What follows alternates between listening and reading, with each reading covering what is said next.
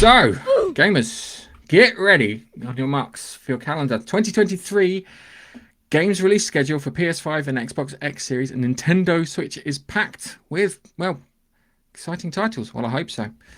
The 2023 release schedule is here and it's brimming with titles that are sure to keep you glued to your screens, from the enchanting world of Hogwarts through to Resident Evil 4, Star Wars Jedi Survivor, Zelda, Tears of the Kingdom.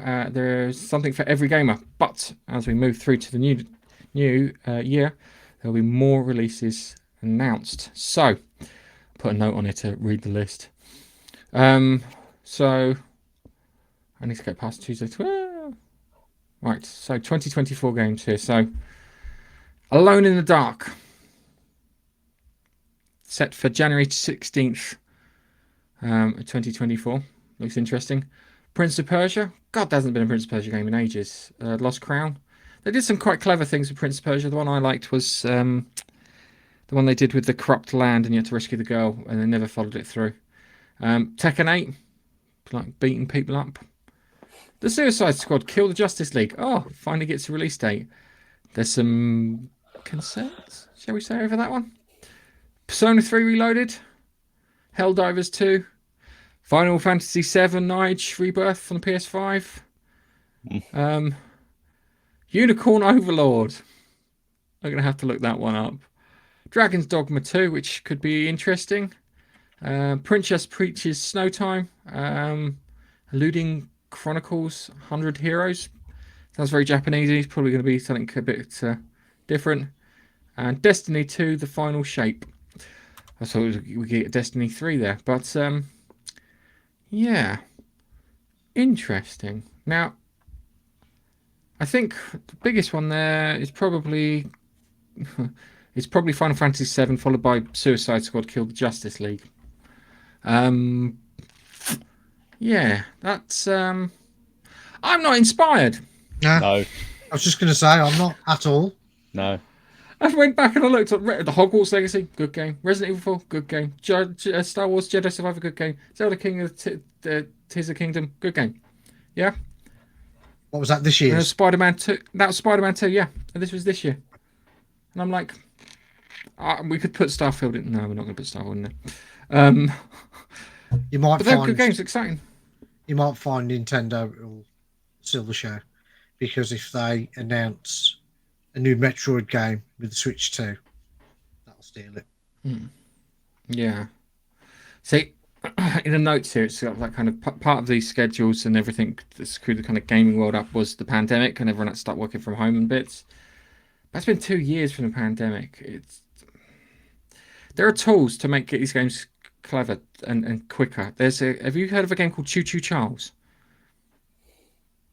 No? Okay, Choo Choo Charles is made by one man from, I think it's Red Star Entertainment.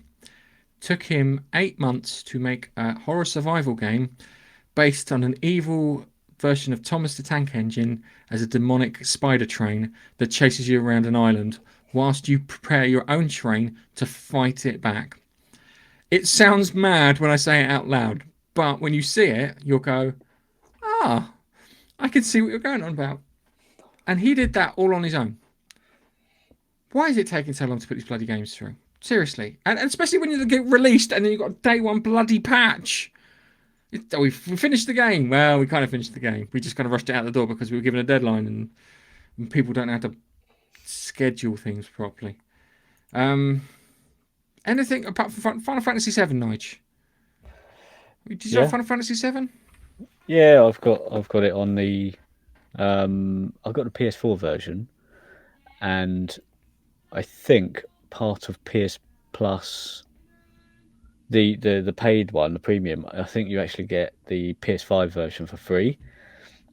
But I've got the physical disc of PS4 version, and I could upgrade that if I wanted. I've noticed on this list the announcement for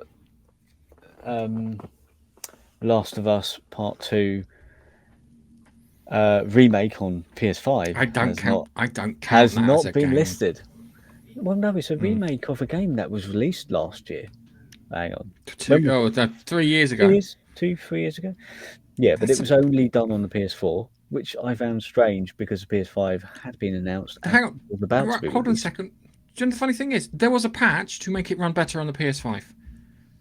So when I played it, because my friend, I promised myself I wouldn't buy the game. So someone at work went, "Here, have my copy." I went, "Ah," and he twisted my arm and goes, "Play it, because there'll be bits in the gameplay ways that you'll like." And I'm like, "All right, fair enough." So he gave that to me, and he really enjoyed it. Still got my copy of Spider-Man, Alien Isolation, and Red Dead Redemption 2. And I think it's a really poor trade, but it's too, what do you call it? It's too soon, and it's not. It's unless you're releasing The Last of Us Part 3. It's not really a good time, because if you're doing The Last of Us Part 3, then you can then pop it on. But I still can't get why. It's because game's taking longer to do, so they're playing it safe and boring. At least It's not exciting for with us. this one, with that one that they're doing, there is only a £10 uplift fee to go to PS5 for this new version from the PS4 version. At least they're not charging silly money for it, which is fine. I suppose they've got to keep their studio busy if they're not working on anything. Oh, I don't get it, because there was another story, but it was only the story read as follows: we haven't started work on The Last of Us Part 3. That's what it was. And I'm like, it's been like 3 years. Why? Honestly, I know that people didn't like it storylines wise, and I'm with them, but come on, that guys. list is completely uninspiring. Completely uninspiring. They'll be better. We'll get some more games. I think as we get into January, more things will get announced for that year, or release dates will. Probably January. Yeah. So yeah, I bet you Baps should turn around and say he's got a load of like cool retro games that are coming out next year, with remakes and tapes and cassettes and stuff for Spectrums and Amstrads. There is some good games coming out on the Spectrum next. We've got remake of Head Over Heels. We've got Why the Exploding Fist. We've got Target Renegade. An original game. We've obviously got the one that I've been working on, which is the R-Type game. Oh yes, 1696. So all the numbers and letters. Yeah, all the numbers. I was just going to say the only game I'm excited for at the moment is one that we can look at after the show. Is a game called Ferocious, which basically looks like Crisis but with dinosaurs. Turok with Crisis. Well, you watch a trailer. Yeah. Okay, we'll do that in a bit. So, all right. So, with that disappointment. Yeah, with that disappointment, I can't. I've got a closing statement. I'm not going to read it because I'm just so deflated by that. I didn't read the list because I was expecting to see some exciting things on there, and I wanted a genuine reaction from myself. And because you could see the notes where it says, "Gareth, read this," yeah, because I avoided reading it, thinking, "Oh, that's going to be cool." Like Resident Evil Code Veronica, I was expecting to see on that list. Yeah, a because remaster. I heard that they're going to remaster, and it's a Capcom remaster, so I was expecting to see Resident Evil Code Veronica on that list. Nothing. We might still get these games. I mean that's not the definitive list. Oh, it's not no, it's not a definitive list. It's just if you're into whet your appetite. If you're into Final Fantasy, then it's exciting that's coming out. If you're into your Tekken, then it's another Tekken game. Yeah. But yeah. Damn Squid. Anyway, next story.